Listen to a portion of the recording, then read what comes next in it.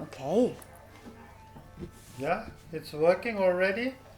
Maybe. Oh, Maybe. After Flocky, it's working, Flocky. 2 failed attempts. You will be on TV, Flocky. Hollywood. And Manfredo too, not to forget. Okay, Start reading? it's an option. It's an option. Yes. We start a new chapter. Oh? Yes, it's called Morocco. Yeah, we start a new chapter. Yes. Since contact with Turkey had cooled further, I began to look for other Babas, especially for our children who had not yet met any of these masters.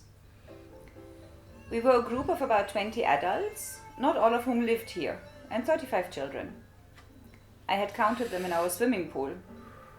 The school in the village is still functioning today, thanks to us. They were about to close because there were too few children in the village, and then we came. Now imagine, 35 children.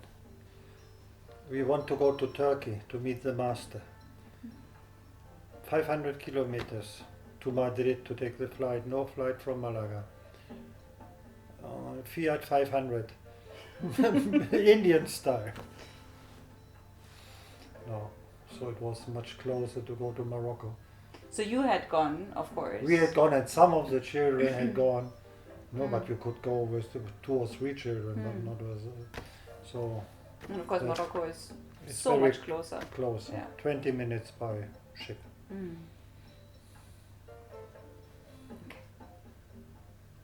On the internet, I found a travel report from someone who had visited a well-known Baba near Marrakesh in Morocco. His name was Mulay Hashim. Our first stop was in Asila. There we sat on a terrace and ate. A local teenager stood right next to me without saying a word. After a while, it became uncomfortable for me. The boy looked like he wasn't quite right in the head.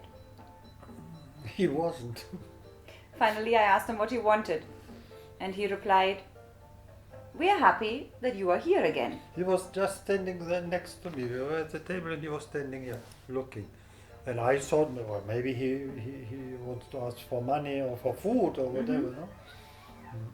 No, we are happy that you are here again. I assured him that it was my first time in Morocco. "No," he said, "we know you here. You are one of those who talk about the one." So what does that mean? No, The one? you. Yeah, the one. Well, the one. The one and only. The one and only. The one and one? only me. Yes. Well, the one is the one source, or the source, or other people might call it God, or Allah, or the universe, or the creator. Point being, it's one, not many. There's like La ilaha illallah. No, I mean, if you look to India, they have all these representations of, we call it gods, no? But maybe they are just symbols. It's very similar. You in a mosque, they don't want to have any images. No, you go to Christian church, you have the cross, maybe with the figure of Jesus Christ and the Virgin and blah blah blah. No, and they say no, we don't want these images. No, because and it's quite nice because we don't have an image. It's a man-made image. No, so we don't want. Yeah, but then you have all these attributes of God or of Allah, The which is 99 names, which is more or less the same to remind you, well, that's my direction. No? Like the strength or the No, truth. so or they the, were. That guy was referring. You are talking about the one, like they are teaching there. It's one. It's not divided in different. And maybe in India, in the end, you would come also to one. Yes, it all comes back No, to one. and so. Yeah. It's very similar, but they look at it from that point of view. There's only one, and he was talking about that. You are a person who's talking about the one. The strange thing about it is perhaps that you had never been there, no? And that you and That's that not he strange at all. recognized that in. It's like, no, we know you here.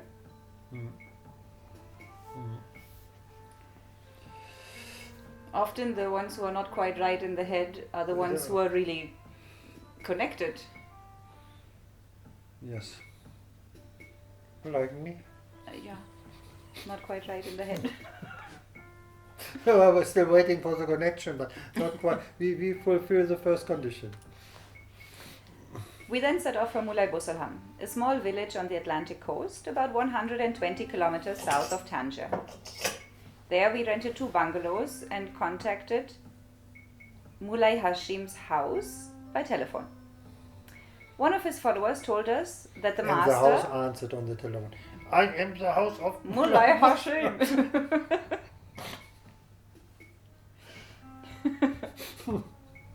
One of his followers told us that the master was not at home at the moment, and if we wanted to visit him, we would have to call someone else first.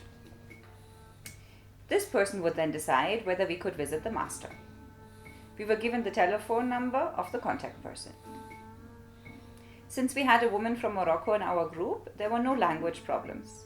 So we spoke on the phone the next day, and it turned out that the contact person lived very close to Mulai Busselham. Her name was Lala Aisha, and she invited us for tea the next day. She received us warmly and showed us the entire property where she lived with her adult children, a few followers, and several patients. What happened to her husband?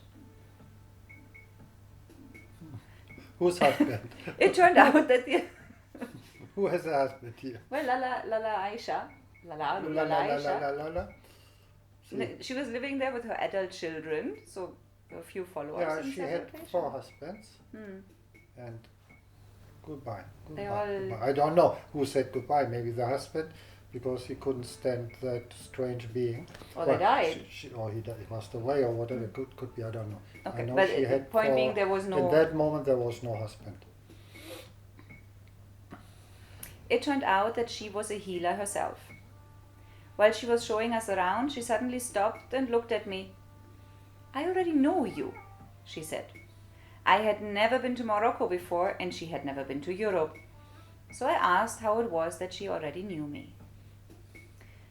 Lala Aisha talked about one of her sons who left a few months ago to look for work in Spain.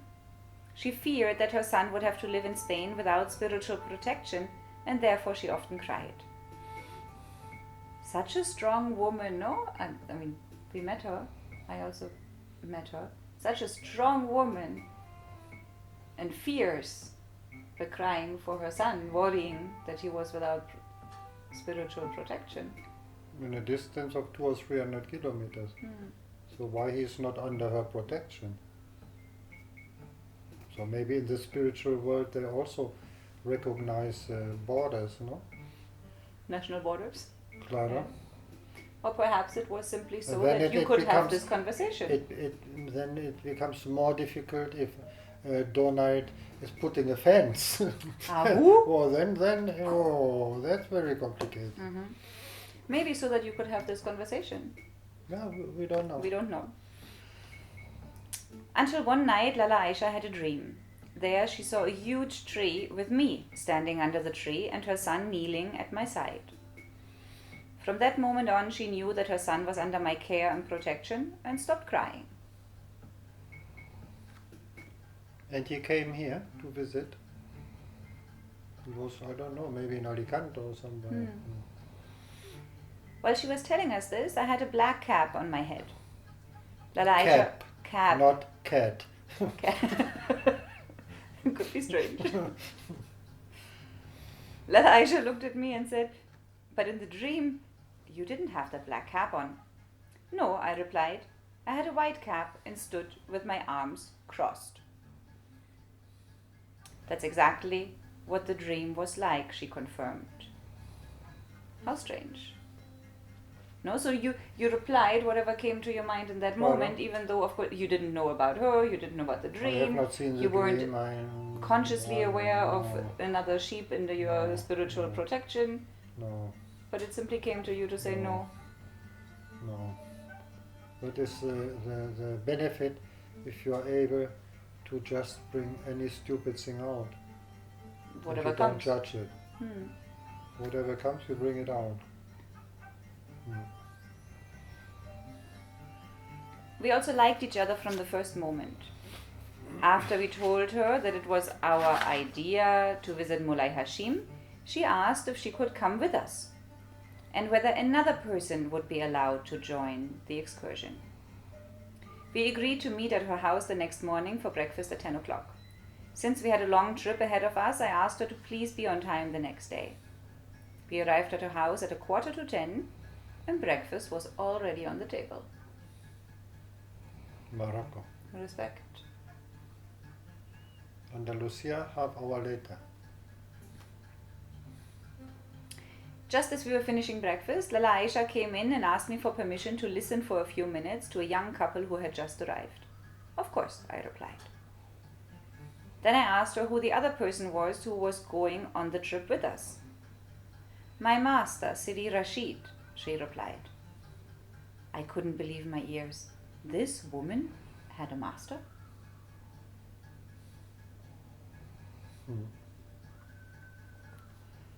We all got in our cars and drove off. After about 2 hours of driving, Lala Aisha told us to stop at a gas station.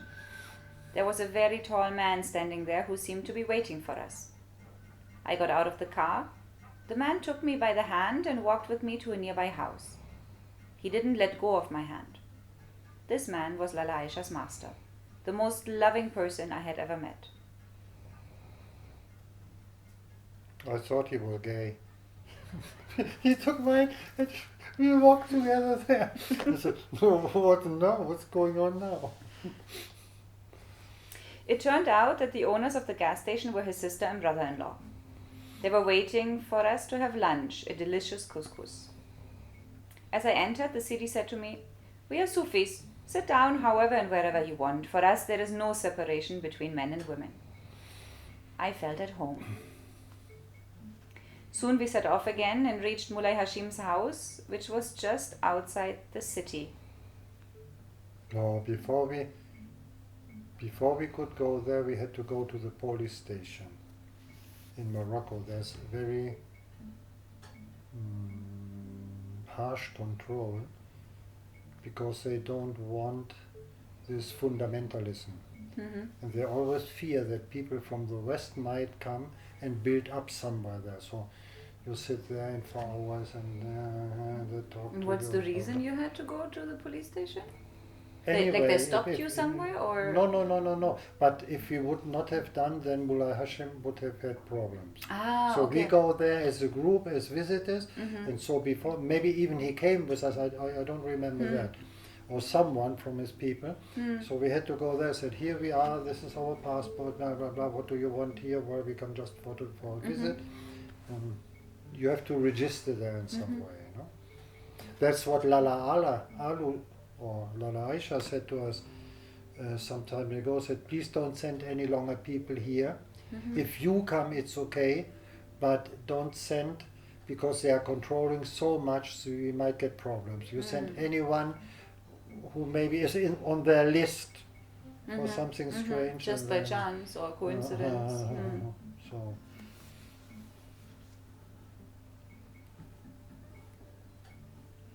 So you set off again, reached Mulai Hashim's house at 10, late in the evening. The master met us at the front door and called all my people to him and told them, the moment your car stopped here and this man got out, I knew who he was. He spoke about me and told them that this man was a great Baba and that they should help him to do his work.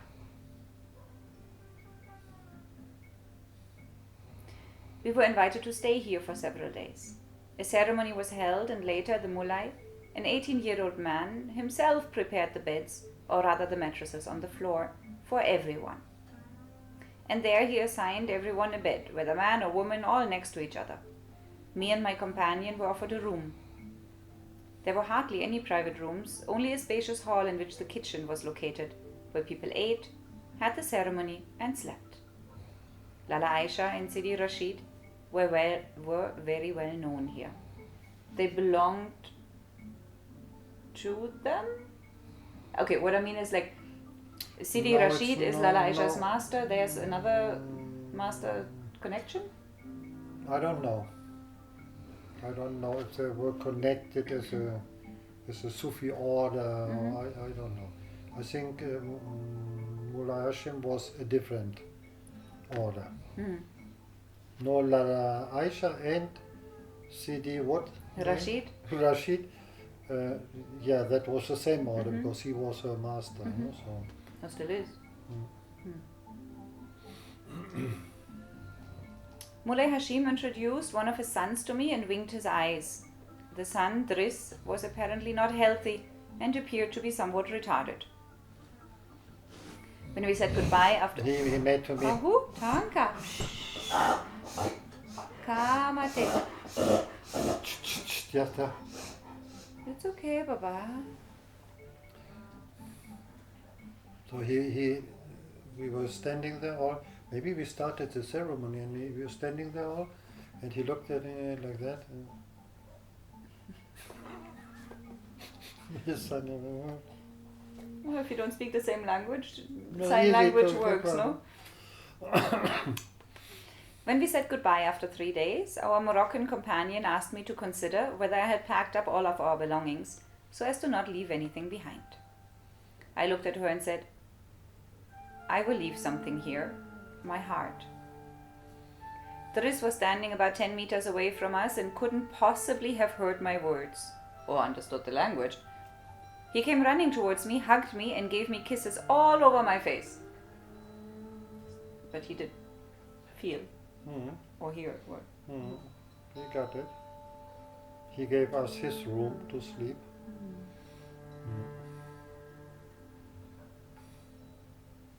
You shared with me that this Mullah Hashim, this whole place, that he and his wife were staying in a room, but that wasn't a completely closed room, and that everyone had to go through their room to go to the bathroom. Not through, it was a passageway, but their room, there was missing one wall. There were only 3 walls. And the room was completely open, so you went through the passageway just next to their room, where he and his wife, he was married, were sleeping. Normal. In Mulai Busalham, I went to a restaurant every morning to drink coffee. Since I was usually the first to be up, I often drank my coffee alone. The waiter was a young man named Zaid.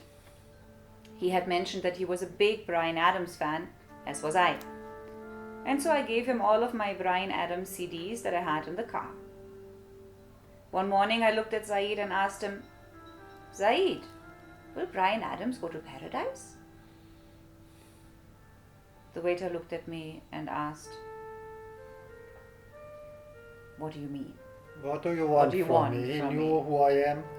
What do you want from me? Why you ask that question? And then he asked, why? Is Bryan Adams a Muslim? I don't think so, I replied. No, then he won't go to paradise, said Zaid. I looked at the waiter for a long time and replied, Zaid, I will go to paradise, and I will take you with me. Now imagine we come through the gate and Bryan Adams isn't there. What kind of paradise would that be for us? Zaid looked at me half shocked and half pleased. He then told the story to an older lady who was also sitting on the terrace. Apparently his understanding of his religion had begun to waver. Not his religion, his understanding of his religion. Early in the morning, I observed a group of Spaniards following a Moroccan, probably looking for a house. The following thought went through my head. I would like to lead this group. While we were having lunch... So that thought, why that thought is showing up? It's my thought. I produce that thought. I say to myself, now I would like to think that I would like to be the leader of that group. No, the thought comes from where? So much saying I. What is I? Where is I? Puppet on a string. Remote control, someone. The one. The one. While we were having lunch at a restaurant later, Some of these Spanish people came to our table and asked if we knew where they could exchange money. It was Saturday, so we didn't know if the bank was open. We told them where to find the bank and said, if you can't change your money today, come back here and we'll change or loan you money until Monday. And then I wanted to know why they came here to Morocco. The sun, the untouched beaches, and the waves were their answer. And that's all I wanted to know. Also the food, the tea, and the completely different environment, they added. And that's it? Don't you think Morocco has something else to offer? I asked again. They didn't know how to answer. If you want to experience something completely different, come here at 5 o'clock this afternoon and we'll take you to a place where you can have an experience that you probably never would have on your own, I told them. One of the young men looked at me and said, but we are 6 people. It doesn't matter, we have 3 vehicles, I replied. Everyone was there promptly at 5 o'clock. This group came from Madrid. They were very friendly and well-mannered people. When we arrived at Lala Aisha's house... During the drive, I remember the women, they said, but tell us if there are any condition, we don't know where we are going to. We have to go barefoot or we have to put on a scarf or whatever. No, so they were very respectful. No, I said, no, don't worry. If the moment comes, I will tell you. No, in the first moment, no, you don't have to do anything. We will let you know. When we arrived at Lala Aisha's house, she greeted us and started dancing and singing in the yard with joy that we had brought more people with us. Because I said to her, Lala Aisha, I'm bringing a group of unbelievers. They have a word for that, no? In Arabic? In Arabic, it's like deniers of the faith. No, it's not like, it's like to deny a kafirun, to deny the faith. And she started dancing and said, good, Effendi, more people. Several hundred visitors had gathered here today. There was a wonderful dinner and then the ceremony began. The Spanish women began to cry in the ceremony and asked us afterwards, what are these people doing to our hearts? They had probably never felt so good. You know that? You have been there. Yes, I know that. Not a full-on ceremony, not even 10 that. Minutes, 10 minutes ceremony. Yeah, until Effendi said, come, we go. Yes.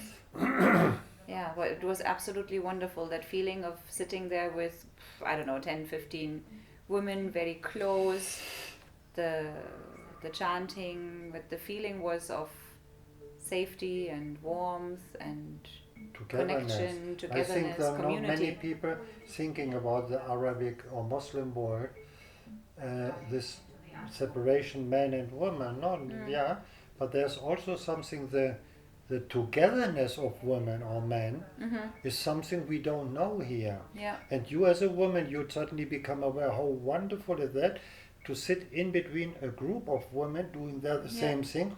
It's just wonderful, the feeling, no? I remember more wonderful for women than for men. And then you are probably always discussing and arguing and I know more of the Quran and you know less. And no, for women it's just to be there. You go to ceremony as a woman, and of course you go well dressed and painted and everything, and then after half an hour your painting starts to drop down, and then you don't mind about it any longer and you're just enjoying. No? The painting of the man that is made inside, the intellectual painting, that does not drop down so easily. No. Ceremony sweat is not enough for that. I remember when after my school I did a vocational training, and it was a group of only women, and it was terrible. That backbiting and talking and this discomfort, it really, it actually put me off only women groups for a time, because only one man would come inside and everything would change. The whole energy would change. I'm like, well, okay. Las Pavas. Las Pavas. Die Truthähne. The turkeys in Claro, English. claro. Yeah. It actually put me off women-only groups for a while, and it took a couple of years to rebuild that trust, or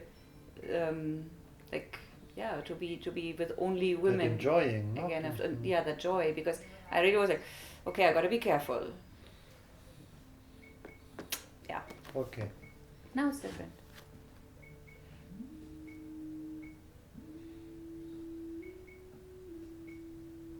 Your contact lens not working today? I have to go back a little bit. The Spanish women began to cry in the ceremony and asked us afterwards, what are these people doing to our hearts? They had probably never felt so good. Some women from Lala Aisha's group fell into ecstasy. They suddenly threw up their arms, began to scream, and fell unconscious to the ground. The ceremony lasted more than 5 hours with singing, dancing, and drumming. Several women were lying on the floor. Drumming, a blind woman, they told me, a blind woman for 5 hours, no drinking water, nothing.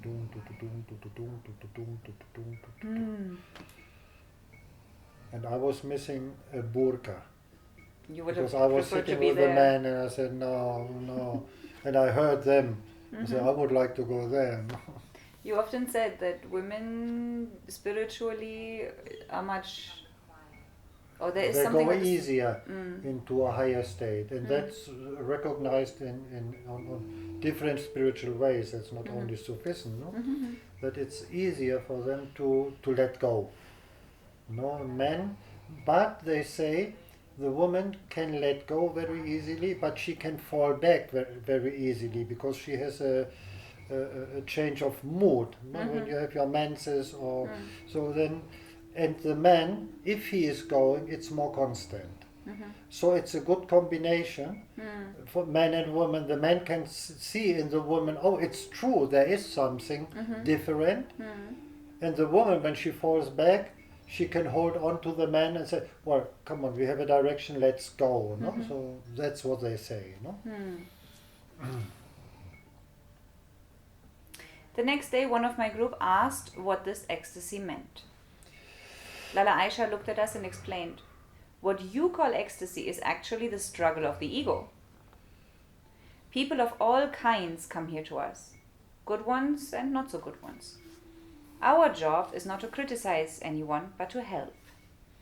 As soon as the ceremony begins, the light from the source, the one, strives to enter some people's bodies. I notice this, and at that moment I send 2 helpers who hold the person in question by the arms and then whisper something in their ears, different words in each ear. At that moment the person throws their arms in the air screaming. This is the resistance of the ego. So when you learn about hypnosis, you find out that that is a process of hypnosis. You trick out the conscious mind. You confuse it. Yeah. It does not know in that moment what to do. And in that moment, when it does not know what to do, you can put the person into trance, or that light can enter. You Enter a take away different the state. barrier Yeah. with that, no? Yeah. So this throwing the arms in the air and the screaming is the resistance of the ego, which under no circumstances is willing to allow another force to take control of the body. No, so we would watch that on TV without knowing about it, and you say, oh, how wonderful, they are going into ecstasy. No, the ecstasy is the fight of the ego to prevent that energy or light to go into the body. It's your fight. I don't want. So the wonderful time begins once they've Well, fallen therefore, seemingly hopefully unconscious on the ground. on a carpet. Yes. That's why they have so many carpets there. While the person is lying on the ground, no one should touch her, otherwise she will immediately come back from this extremely wholesome state. The person lies there for about 20 minutes and then returns to herself, gets up and sits down to drink tea or have something sweet, and feels completely calm and collected. No one can touch her unless the person who is in an advanced state. Like we have seen on other videos, no? Then you can and nothing will happen. But if the person is not on that state, that person on the ground will come back. It's like a shock. Very like a shock. No, that's not good. No. Later, Lala Aisha asked me to help her heal a man. The man had a skin condition and was lying on a mattress. The healer passed over the patient's body with a kind of homemade cigar that was lit and repeated a few words that she taught me. In the end, the man gave her a little money and she divided it to give me half of it. And even today I keep these few coins in a small box. That's the only time I earned some money in Morocco. 2 dirham. I'm still no, 20 cents. You can buy a tea. Could buy a tea maybe. Afterwards, she sent me to a kind of bedroom full of sick women. The women lay there on mattresses and blankets and waited to be healed. I should heal them. There I was, standing stupidly at the doorstep, not knowing what to do. I looked at the women and mumbled a few words. Maybe what I said, I have no idea what I should do. That's what they couldn't understand me. And I never found out what the outcome was.